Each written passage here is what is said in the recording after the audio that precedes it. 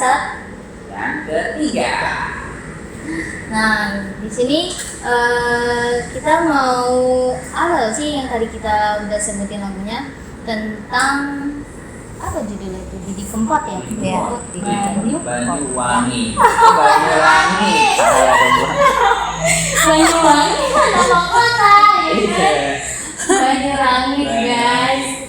Banyuwangi bukan Banyuwangi mana? Iya.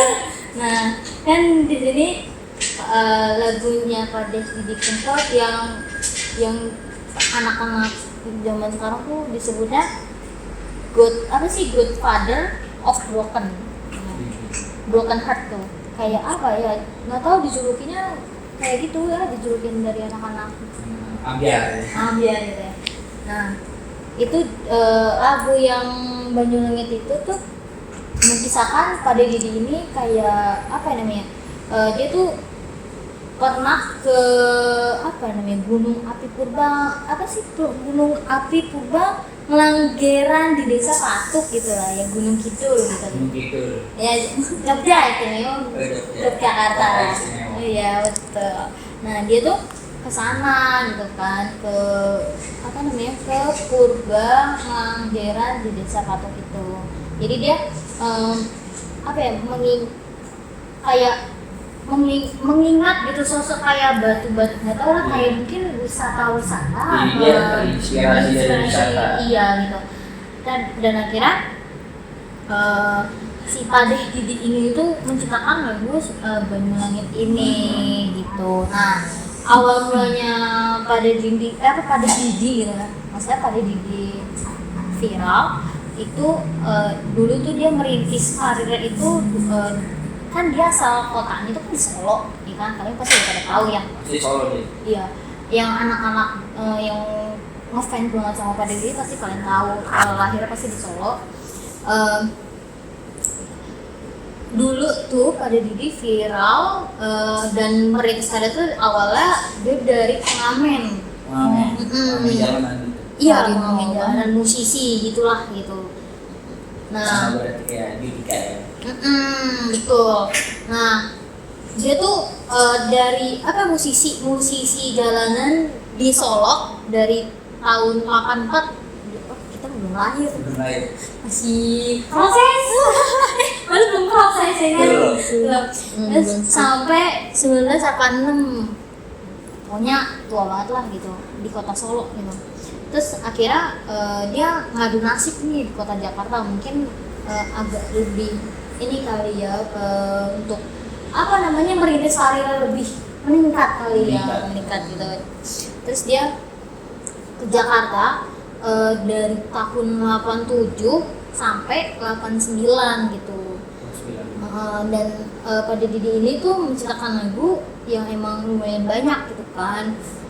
Nah dulu tuh sebelum dia jadi musisi gitu, sebelum viral, dia tuh kayak nulis lirik lagu gitu, 700 lagu gitu, banyak banget gitu pokoknya, yang udah dipublikasikan gitu kan. Nah ada 23 album yang emang bener-bener anak-anak zaman sekarang tuh pada kayak gitu, kayak yang tadi judulnya Banyulangit gitu kan. Ada Cidro. Ya Cidro itu tuh paling kayak tertarik banget tuh buat anak-anak zaman sekarang gitu, karena Cidro tuh kayak ngebahas tentang Pade itu dulu suka sama wanita gitu kan, suka sama seseorang wanita, tapi dari keluarganya si wanita ini tuh kayak kurang serap gitu sama Padenya gitu, Pak Didi. Dan akhirnya tuh dia menciptakan lagu tentang Cidro tuh kayak patah hati seorang Pak Didi yang suka sama kekasihnya dulu ya kan. Terus dia juga menciptakan album yang namanya itu Sewu Kuto gitu, Sewu Kuto, tapi gue nggak terlalu tahu sih artinya itu, gue nggak tahu, karena ya gue tahu gue orang Jogja gitu, cuman gue nggak tahu artinya karena kan gue lahir di sini gitu kan. Terus di sini juga ada album yang namanya Stasiun Balapan. Mungkin waktu pas di Solo dia menceritakan dia lagi di stasiun atau gimana, kita nggak ngerti ya. Pokoknya mungkin dia menceritakan tentang di stasiun Solo gitu. makanya disebutnya stasiun balapan. Kan nama stasiun balapan itu kan stasiun balapan. Jadi dia menceritakan tentang stasiun Solo mungkin ya. Terus di sini juga ada Sukateki gitu, Sukateki. Gua nggak terlalu suka sih. Cuman kalau untuk sejarah-sejarah Sukateki gue nggak terlalu paham sih, cuman gue tahu lagunya gitu. Enak-enak lagunya, cuma beberapa doang. Gue yang paling gue suka tuh kayak Cidro, dan Langit gitu kan. Sukateki kan ambiar di hati. Terus juga fans siapa Pak Didi itu juga menghayati lagu-lagunya Pak Didi ini gitu. Nah, sebelumnya Pak Didi viral itu dia tuh diunggah gitu dari seorang fans gitu, fans Pak Didi di akun Twitter yang namanya itu Agus Magelangan gitu. Nah, pas diupload di Twitter itu Pak Didi tuh jadi viral gitu, viral Bahkan banyak yang nge-cover juga ya. Iya banyak, karena mungkin anak remaja zaman sekarang menghayati kali ya, panjang juga ya perjalanannya. Iya, panjang banget sampai akhir hayatnya pada video udah nggak ada ya kan, tapi itu albumnya masih tetap dikenang, diputar terus, dinyanyiin terus ya, di coverin, digitar-gitarin sama anak-anak zaman sekarang gitu kan. Nah, kenapa tuh Pak Didi dijulukin sama Godfather of Broken gitu kan, Broken Heart. Mungkin karena Pak Didi tuh udah menjadi julukan seorang ayah gitu kali ya, seorang ayah yang di para fansnya gitu. Jadi dibilangnya Godfather of Broken Heart gitu. Ayah yang menciptakan lagu-lagunya patah hati gitu. Broken Heart kan kayak patah hati gitu kan. Nah, terus juga si anak muda ini sampai menghayati lagu dan akhirnya Pak Didi viral gitu dan pada suka sampai saat ini gitu kan. Terus akhirnya Pak Didi itu sempet diajak ngobrol di vlog Ngobam, pasti kalian tahu vlog Ngobam itu kayak apa sih, vlog podcast gitu, podcast Ngobam kan ada tuh ya. Nah, kira dia diundang lah sama si vlog Ngobam ini, mungkin karena udah viral di Twitter ya kan, akhirnya dia undang lah sama si vlog Ngobam ini gitu. Nah, habis itu yang katanya tadi istilah Godfather of Broken Heart itu kayak mungkin sad boy gitu lah. Orang-orang ngomongin sad boy gitu ya, Kalau istilah sekarang. Iya, sad boy. Sama sobat ambiar banget gitu kan, kayak lord banget gitu lagunya, lord banget kan. Kalau kayak si laki banget ya. Parah. Terus begitu Pak Didi juga punya filmnya gitu. Filmnya itu kayak ya komedi sih, nggak menceritakan tentang sejarahnya, komedi. Jadi itu ada film yang namanya Sobat Ambiar, kalian bisa ngeliat aja tuh film-filmnya. Itu tuh filmnya gue pernah nonton, seru banget, ketawa-ketawa karena di situ ada siapa ya yang cewek, siapa sih yang cewek tuh yang suka banget ngelawak. Lupa lagi, pokoknya kalian bisa nonton deh filmnya gitu kan. Nah terus akhirnya tuh si film ini tuh ini guys kalau gue cerita karena gue udah pernah nonton gitu kan, gue udah nonton. Itu tuh di dalam film ini si anak muda ini suka sama si cewek, nah tapi si cewek ini tuh malah nggak suka sama si cowoknya ini gitu. Jadi akhirnya ada Pak Didi, terus lagunya mungkin mencakup sama filmnya gitu, mencakup sama filmnya. Jadi galau. Jadi kayak ada kocaknya, ada dramanya. Dramanya ada komedinya juga gitu. Kayak kocak lah pokoknya, kalian bisa nonton aja. Bisa nonton dimanapun lah gitu. Bisa mungkin di YouTube udah rilis kali ya, gue nggak tahu lah. Pokoknya kalian bisa nonton di film-film streaming yang yang legal yang unlegal kali ya? Ilegal. Iya legal ya, yang legal gitu kali ya. Ya kalian bisa nonton di situ. Nah, gue mau ngebahas lagi tentang Chrisye. Nah, tapi sebelum ke Chrisye, gue mau nanya nih, kalau menurut kalian lagu-lagu apa sih yang kalian suka tentang Didi Kempot ini gitu, Pak Didi gitu yang kalian suka lagunya apa aja? Kalau dari Kalau jadi gue lebih suka ke Banyuwangi Langit. Banyuwangi. Nah, kalau lo? Kalau gue sih yang ke Cendol Dawet. Oh, Cendol Dawet, kayaknya itu lagu baru tuh ya? Iya, lagu keluaran baru. Kayaknya lagu baru itu, Cendol Dawet kan soalnya Pak Didi juga sebelum dia tiada di ini ya, sebelum menutup usia, dia tuh sempat merilis lagu juga Cendol Dawet yang emang udah dinyanyi sama orang-orang sama penyanyi-penyanyi lain gitu, jadi dia meng-cover. Terus akhirnya mungkin anak-anak kalangan remaja pada suka gitu, padahal itu bukan lagunya Pak Didi tapi Pak Didi meng-covernya aja. Nah sekarang kita lanjut ke Chrisye. Nah di Chrisye ini kan ada judulnya Bergila Kasih. Dia juga menceritakan enggak itu tuh Bergila Kasih itu tentang Chrisye juga ada filmnya sama kayak Pak Didi. Dia itu menceritakan kan awalnya tuh si Chrisye ini bukan seorang musisi gitu, jadi keluarganya dari seorang ayahnya si Chrisye, almarhum Chrisye ini nggak setuju kalau Chrisye ini menjadi musisi karena nggak ada benefitnya kalau kata keluarganya gitu. Apa sih jadi musisi nggak ada apa-apanya gitu kalau kata ayahnya gitu. Makanya ayahnya ini tidak menyetujui kalau si Chrisye ini menjadi musisi gitu, dan akhirnya Sayang banget. betul. Terus akhirnya si Chrisye ini mentekadkan diri gitu, dia betul mentekadkan diri untuk menjadi musisi gitu. Karena itu emang udah ada bakat kali ya, nggak tahu ya udah ada bakat. Nah, terus di dalam filmnya itu dia itu juga mualaf dari yang dia Kristen atau kalau Kristen Cina seharusnya sih. Dia mualaf ketemu sama seorang wanita yang Muslim. Dan akhirnya dia menikah, terus dia jadi mualaf ya kan. Terus akhirnya dia booming lah gitu kan, booming lagu-lagunya gitu. Lagu-lagunya dia udah banyak sih, lagu-lagunya kayak Bergila Kasih, terus kayak tentang apa gitu, kayak lagu apa ya yang tentang di sekolah gitu lah. Terus cinta kasih di sekolah gitu.